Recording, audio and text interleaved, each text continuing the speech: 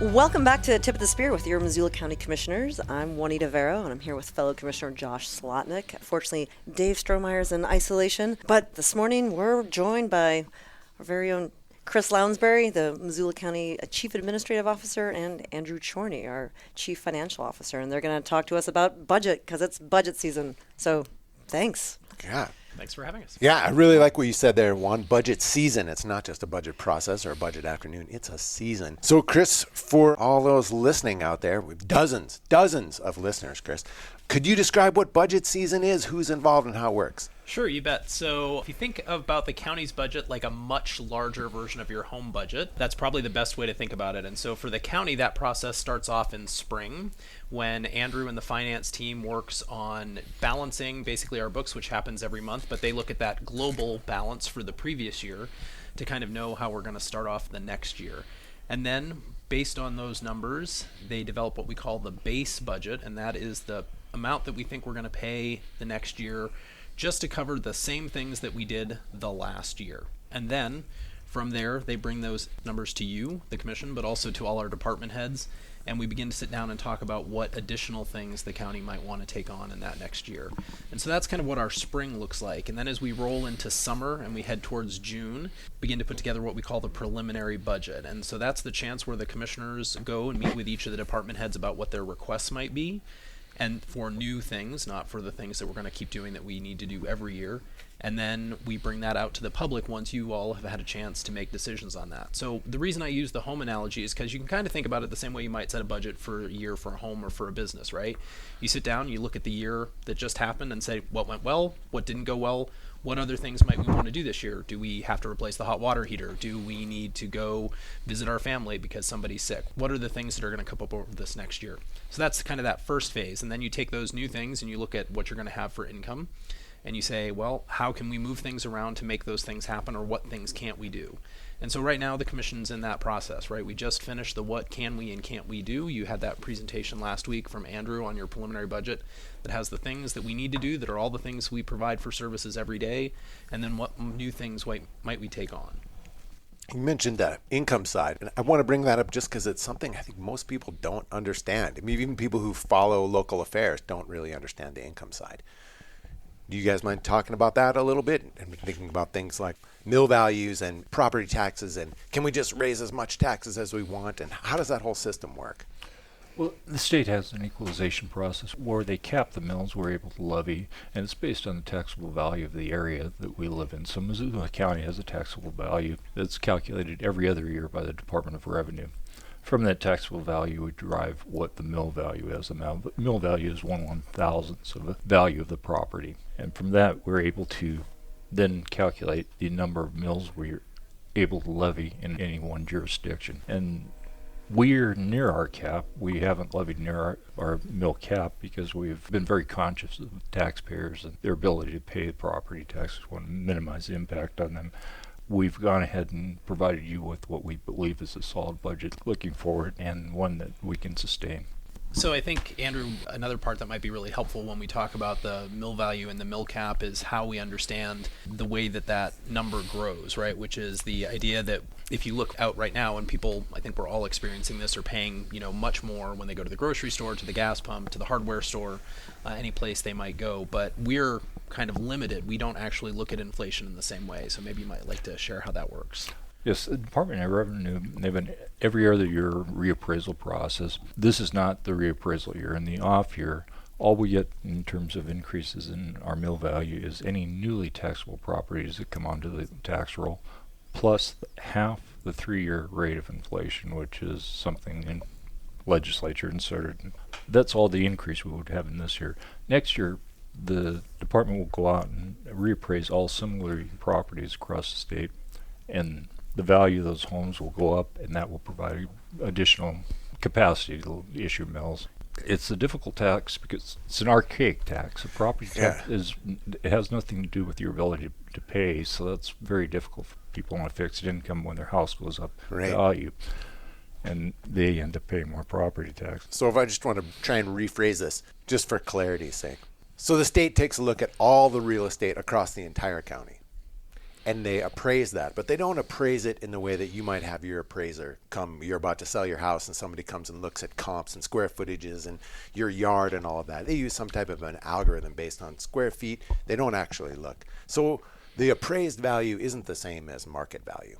That's so the correct. state comes up with this appraised value for all the real estate in the county, and then you divide that by 1,000, and that number, that's the mill value. And then the state says, well, you can levy the same amount of mills as you did last year, plus this inflationary increase you're talking about, that half the 3-year average. And that's the total mills. So we have the total number of mills, and then we have the mill value. You do some math, and you get the total amount of money that could be levied by county government for taxes if we chose to. That's correct. But as you're pointing out, we didn't choose to max out. We chose to be judicious because we're aware of the effects this has on people. And so we look at what we could do, what we assume people could handle, and then, as Chris is pointing out, what do our departments and our staff say they need to be able to do the job of providing services to meet the level of expectation of the public? You did say this is an archaic system. Can you explain that a bit more, or what can be done to make it less archaic? I think if it was somehow related to people's ability to pay their taxes rather than the value of their home, it might have made sense in old England when somebody's net worth was contained in their castle or their lands and they were taxed appropriately on that. But now your net worth isn't contained in your house, it's contained somewhere else and has nothing to do with your ability to pay. So if we had a tax that was more income based, or if we had a local option tax or something similar to that, where we take some of the pressure off the taxpayers that aren't a limited income, fixed income, and put it on people that are using the services that we provide but not paying for them, and making it more of an income-based process. That would make much more sense to me. Yeah, there was a time when our tax structure kind of worked, and that was back when we had major industries in Missoula that had big geographic footprints and paid a lot in taxes. At that same time, I'm thinking about like the first half of the 80s, maybe going into the late 80s and the 70s before that, where we had low residential home values, high industrial values, so the mills were paying a lot in taxes, and we had functionally no tourists. So we didn't have people coming here and using services and not paying for them. But we have that same exact tax structure right now and a completely different economy. Those big industrial footprint landowners are gone, residential property values are super high, and we have millions of tourists using services, and we're subsidizing it. The whole structure is off. I really like what you're saying, Andrew. Looking for something more income-based rather than saying your home is a proxy for your ability to pay. Yeah. And we have so many visitors coming into the county each year, as you know, and using our services. It would be nice to get some of that income that they provide into our community to use for our roads and the services that we provide for that extra population we get each year. So what's been the focus of this budget, or the priorities of this budget? Is there like a North Star or guiding principle for this particular FY23 budget? Yeah, so I mean, I think commissioners, the big thing you'll recall, we came to you as a leadership team this year and said we really need to focus on retention and recruitment of staff, because we've had real challenges, just like everyone, recruiting in this current market and also retaining the valuable staff that we have, that we invest in.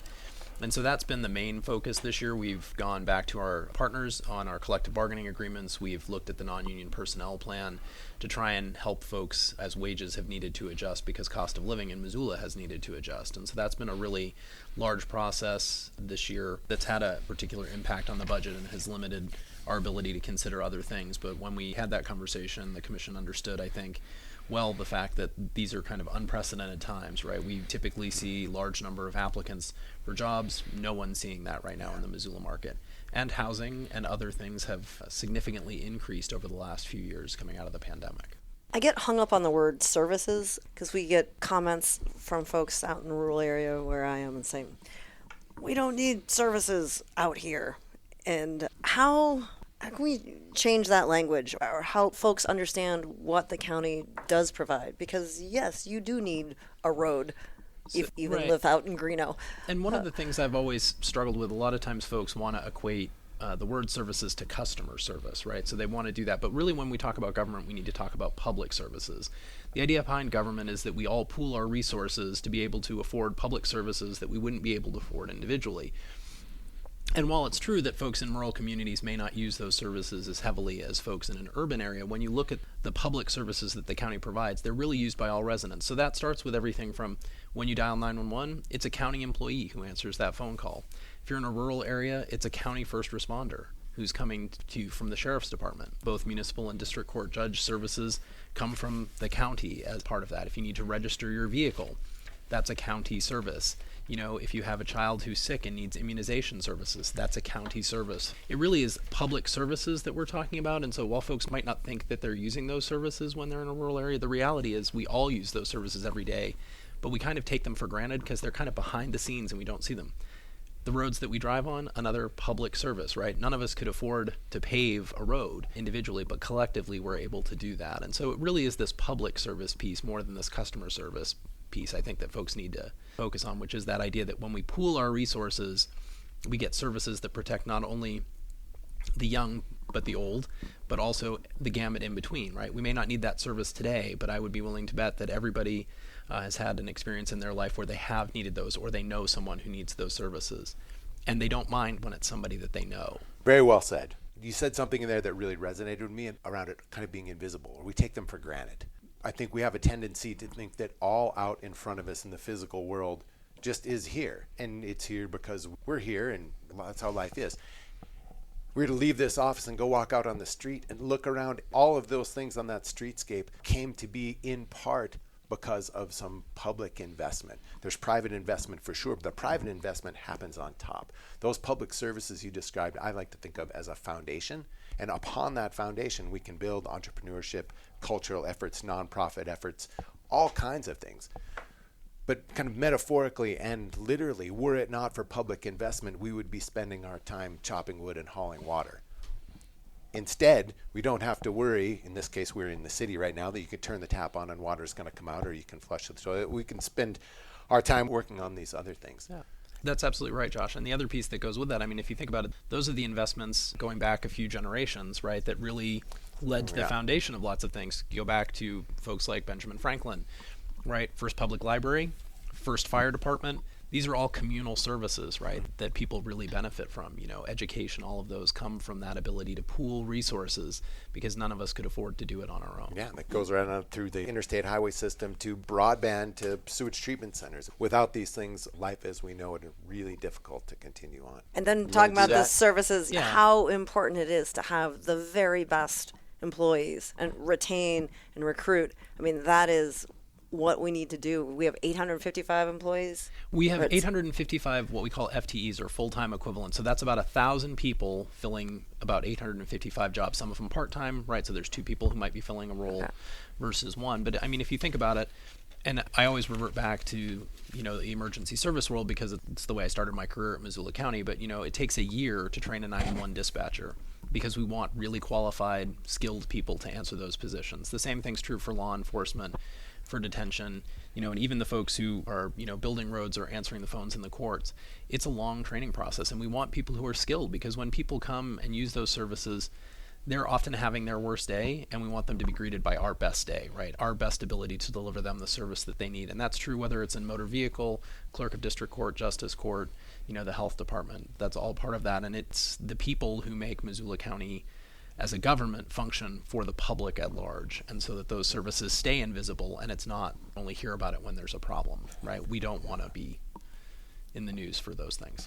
You used the word North Star. I really like that. And for this year, it was retention. We want to make sure we have our employees, as you just said, Chris, well compensated so they can remain here, so they don't leave, and in place and ready to do their work. So, Andrew and Chris, we get asked this very straightforward question often. How much are my taxes going to go up? What do you suggest as an answer to that? Well, it all depends. Chris? It depends on whether you live in the city or whether you live in the county. And part of it is also where you live in the county, right? Because if you're in different parts of the county, you have different fire jurisdictions. You might have a cemetery district that might not exist in another part, so it's different for every person. But the county has a really great tool that Andrew and his team have developed. Andrew, you might want to talk about it. We jokingly always refer to Andrew as Pie Chart Czorny because he's good with numbers and graphs, and so he's got a great system on the web that folks can go and look and see exactly where their taxes are going by dollar amount. If you want to just go onto the property tax information system and put in your name or address. It'll come up and show you your current property tax bill, and then in the center of the bill there's an icon where you press and it says look at pie charts, and you can look at the pie chart and it'll divide out how many dollars are going to each entity, whether it's a city, county, special districts, or schools in the bigger pie chart, and then it will dive down into what goes to the schools, what goes to the county, and the county really breaks it down in very minute detail, each and every dollar and what you're paying for, so you'll be able to see that very clearly. That's great. I don't want folks listening to think we're being evasive, so it's just some ballpark so people have an idea. Is that if you live in city limits, your tax increase will be approximately per $100,000 of property is $22.70 a year. We used 100,000. We used so 100. It'd be 5. Yes, it comes out to $1.89 a month, and Per we're using 100,000. 100,000 because it makes it for easy math. So multiply that by 5. You're like, For hey, a $500,000 So- home, it'd be a little over $100 Yeah. there we go. Thank you. So just to help folks, per year. Or less than $10 a month. Yep. there you go. Outside of city limits, we're looking at roughly $25.05 a year for every 100,000 in assessed property. Yeah, and that is because there are some what we call county-only mills that are included in there. So, for example, if you live in the county, you pay differently than in the city for things like animal control, the health department, and for roads, because, of course, folks who live in the county are not paying into the city road budget. They're only paying into the county road budget. Clear as mud, everyone. Taxes are always fun. You gotta check out the Czorny charts. That's That gonna is- answer everything. That is really really do. the best way. And I'm breaking this down by month because that's how most people's household economies work. And when you pay your mortgage, the tax bill is attached to that. It's going into an escrow account, and we're looking at, if we're just going to ballpark something around $10 a month. So, yeah, that's real money. And think about what you paid for gasoline and for groceries and for all the other sundries that are necessary for life this year compared to last year, and an extra $10 a month is at least what that is.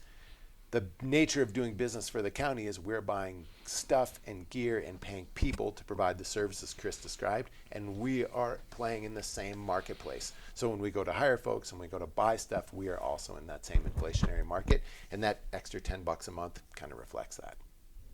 We just got a great stat this morning from Shane Stack, who's the director of Public Works, and it costs $15,000 to $20,000 to chip seal a half a mile of road. So this is what we're up against. It's going to be tough out there. So if people have comments, questions about the budget, what's the best place? Yeah, so 3 different ways that I would suggest folks take a look both at the budget and provide us feedback. The first is Missoula County Voice, which is a fantastic tool that we have for community engagement. You can go online and provide your comments there. There's a page specifically dedicated to the budget. It's right on the Missoula County homepage to be able to link to that. The second way is that folks can always email the commission at bcc@missoulacounty, all one word, .us. And then the third way is folks can give us a call, and the county's main phone number is 406-721-5700, and then they can just ask for the commissioner's office. And then again, specifics are super important. Of course, you can say that taxes are too high, but it is most helpful if you can be specific. And at the same time, realizing that government is complex, complicated, it's difficult. We really want you to check things out. If you're wondering what new things the county is interested in doing, those are also up on the Missoula County Voice page as part of the budget requests is what you'll see that linked as. Any ideas for new revenues, we're welcome. I mean, please give us those suggestions. Andrew, you alluded to this a little bit in talking about an archaic system. Yeah. If you could wave your wand over the Montana State Legislature and have them create a new tax system, what would that look like? And you don't have to hit all the specifics, but just generally speaking, what do you think a more equitable tax system would look like? That's a great question, first of all, Josh. And I don't have a very quick answer. It's a complicated one.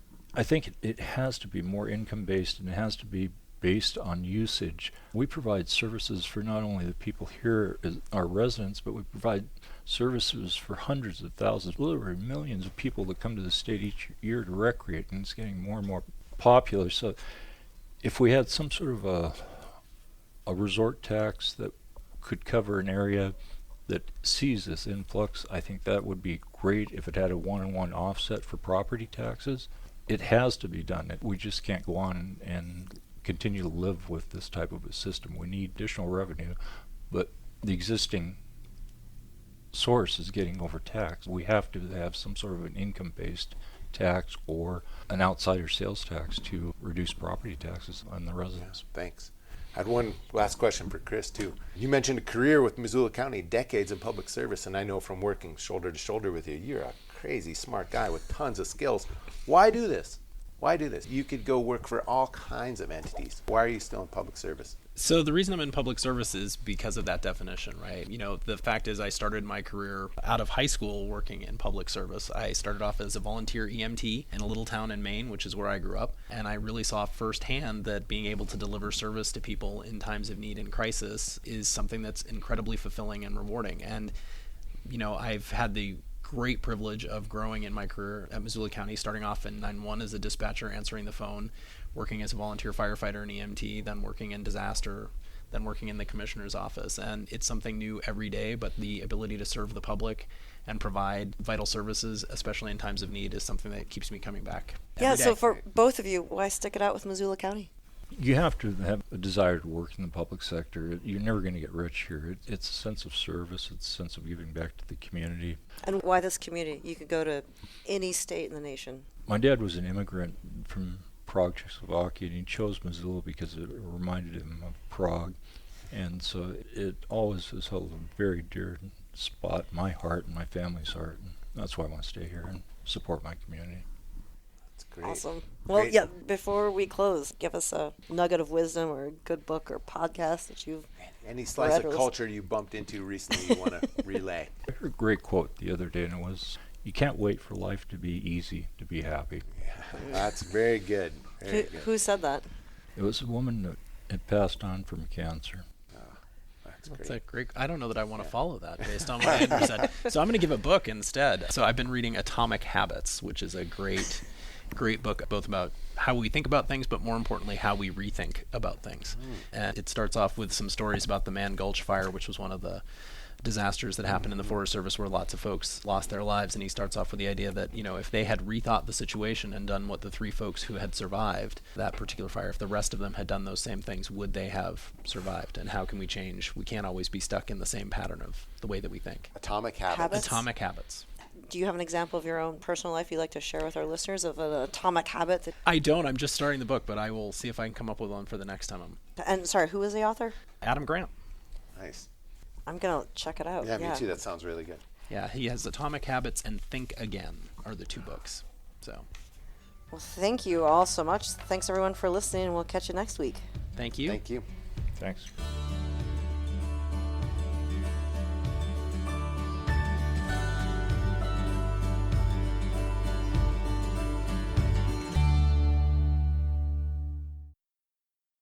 Thanks for listening to the Tip of the Spear podcast. If you enjoy these conversations, it would mean a lot if you would rate and review the show on whichever podcast app you like. And if you know a friend who would like to keep up with what's happening in local government, be sure to recommend this podcast to them. The Tip of the Spear podcast is made possible with support from MCAT, better known as Missoula Community Access Television, and our staff in the Missoula County Communications Division. If you have a question or topic you'd like us to address on a future episode, email it to communications@missoulacounty.us. And to find other ways to stay up to date with what's happening at Missoula County, go to missoula.co/county updates. And thanks for listening.